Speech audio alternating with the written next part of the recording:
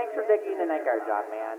Looking forward to both being new here at school and working with you again at the Paranormal Investigation Association team.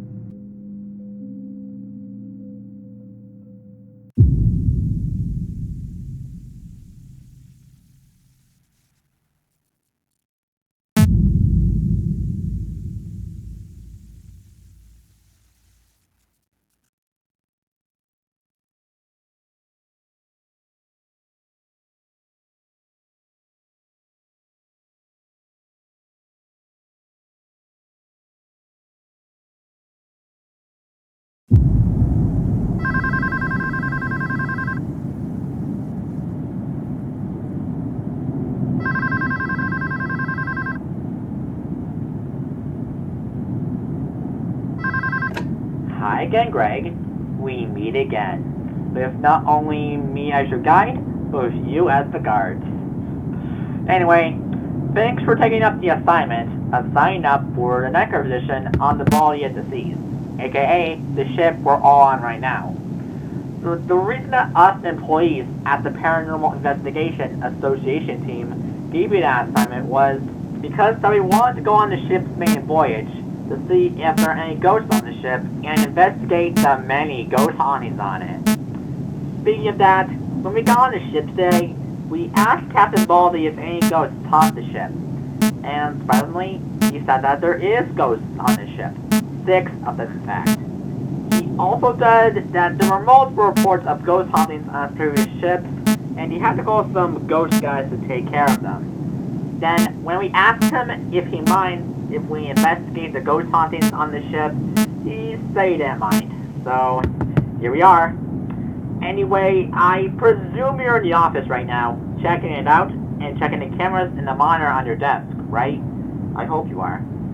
Oh, and speaking of the cameras, there's 30 of them on this ship. But, according to Captain Baldi, the last 15 cams are disabled at night for some reason. Not sure why that happened. And I'm also not sure why the bound stern areas of the ship aren't on your camera map. But those things shouldn't be a problem, right? Now, anyway, while on the topic of that, how your job as a night guard will work on the ship will be very different compared to your school back when you worked there in 2002. Since you don't have a tape player, a faculty name tag, a spray soda bun, and a cut wire bun at all to defend yourself. But luckily, we brought our equipment on the ship with us, one of which is a ghost detector that will detect any ghosts, what their names are, how their human selves died, who killed them, and how you should deal with them. Now, on to who is coming for you on this night. According to the ghost detector, it says that only one ghost will come for you on this night. And his name is the Test. No, really, that really is his name.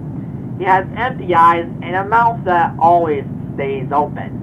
How he died is unknown, and who killed him is also unknown. And this is how to deal with him. Ready for this? He will only get you if he either sees you moving in the office, or if you're looking at him or the window. When he does show up at your office, he will open the door, and you will hear the door opening.